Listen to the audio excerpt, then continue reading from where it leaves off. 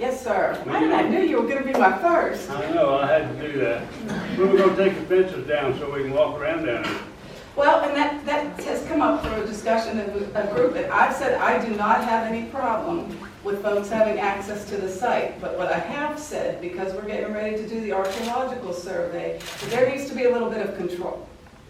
And we have talked as part of the process, and Michael can probably speak to it a little bit also. But I'll let Michael have a few opening comments. oh, okay. Did you have any opening comments, Michael? I'll be glad to say something if you want. Okay. I'll be glad. We better agree with you, right? Good evening, everybody. I'm Michael Nealor. I'm the Assistant Director of Parks, Recreation, and Tourism. I know most of you know my boss, Michael Poplowski, who I think celebrated a big birthday, and maybe his wife took him away for a big trip, so he's not here, so we have him.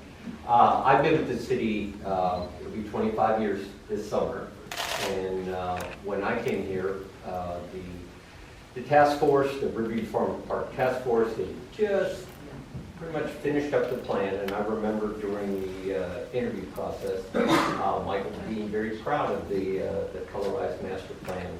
I think there's still a couple copies around. While we're proud of, I certainly am, and I think you guys are, we have a wonderful park system, but 25 years ago, there really wasn't much there at Riverview. There was a plan, and it's been interesting to watch it kind of come together with kind of the soccer fields first, and then we've gone to the playground and the parking areas, and then the walking trails, and something that probably never heard of, or I'd never thought of back in 1992 was a dog park. So we have a dog park out there behind the gymnastics center. So things have certainly moved along and grown. I think it's one of our most popular parks.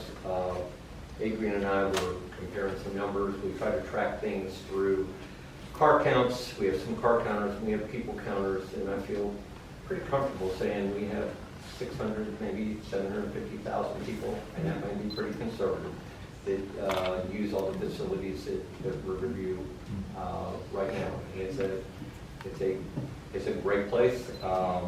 We've added picnic shelters, probably demand to add more, but we've run out of parking. We've been big for sledding. Never realized how popular a place would be until I moved here from West Virginia and realized how flat it was. So, find a place for people to sled. But that's all I have to say. So whatever questions you have for me about Riverview, I'll be glad to. So just raise your hand and I'll come around. Let's do this side of the room first, and then. I don't know that I finished. Okay, yeah, go ahead. Response to it. Go ahead. Okay.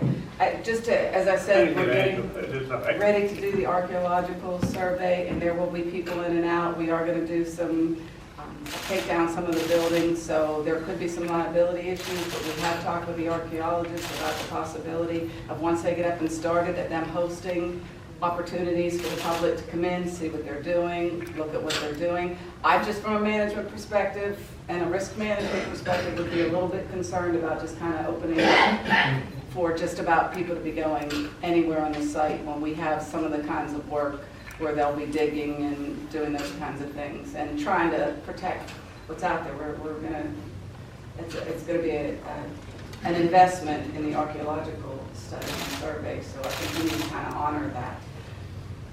So does that answer your question? And as far as the study, they're in the process of disconnecting the utilities. That's the next step. I think we need to go up and walk around and see what can be opened up and what can't be opened up, instead of just saying we can't do it.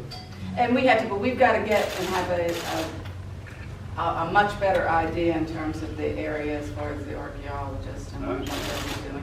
But again, from a risk management standpoint, it makes me a little nervous, but I'm not saying it can't happen. We were hoping, the board was hoping that you might be able to find a weekend or a day that is open and invite the public so they can see the treasure that it is. Absolutely. The intent would be at least 1 week, if not more. That'd be great. Once they get started. Forgive me if you will, I'm coming into this a little bit late, but could you state very briefly the city's goal in this effort and how it affects all of us? Okay. And in terms of the goal, what I mentioned earlier, is to come up with a process to get public input and to ultimately have a final product that is kind of community-based in terms of what happens with that property. That, I don't know how much But maybe you more could, succinct I can put in terms of the goal. In terms of, it's not my call to determine what should be at City Farm. As I said, I think council is committed, no, I know council is committed to a process that involves the public. So in the end, the public feels like they were part of that process. there's one question that I think a lot of people have is, what's wrong with the current plan that was made over a 10-year period and approved by everyone and is still actually on the books? And why is it being ignored?